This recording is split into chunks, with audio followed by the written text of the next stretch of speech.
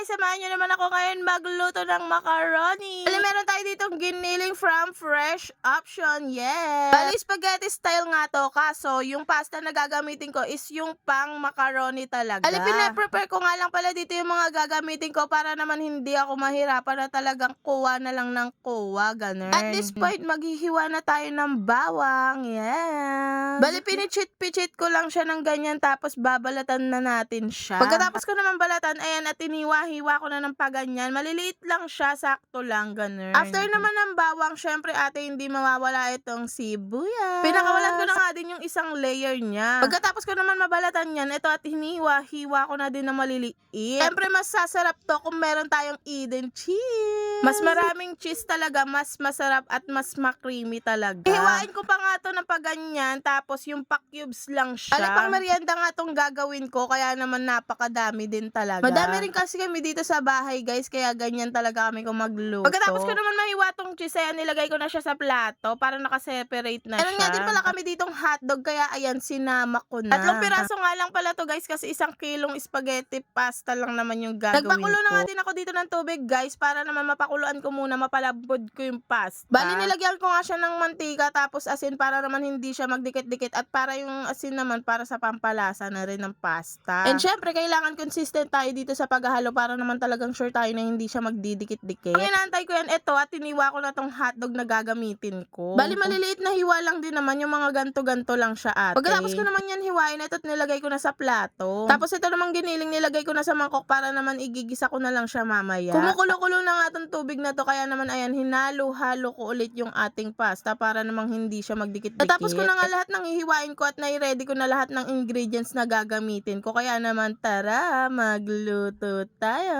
Nung naluto na nga yung pasta, ayan, at dinrain ko na siya agad. Tinanggal ko lang yung tubig niya, pero kumuha ko dyan ng mga 1 tasang sabaw para naman maisabaw ko dun sa pinaka-sauce niya. Bali, ayan, nagpainit muna ako ng kawali, tapos nung mainit na, naglagay na ako ng mantika. Tapos sinunod ko na tong bawang, ginisa-gisa ko lang siya. Tapos nung nagisa ko na, sinunod ko naman itong sibuyas. Medyo luto-luto na yung bawang at sibuyas. Sinunod ko naman itong aking ginili.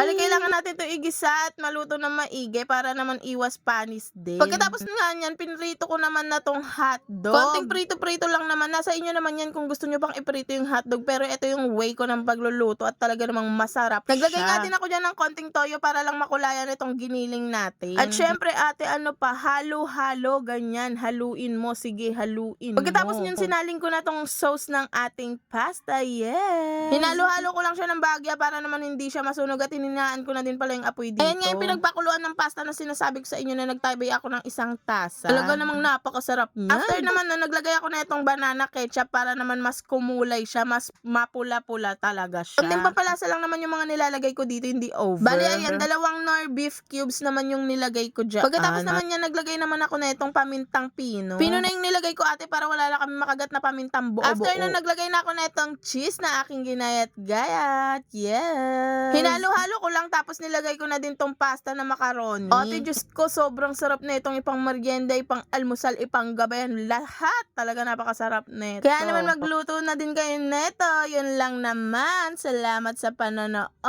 Goodbye!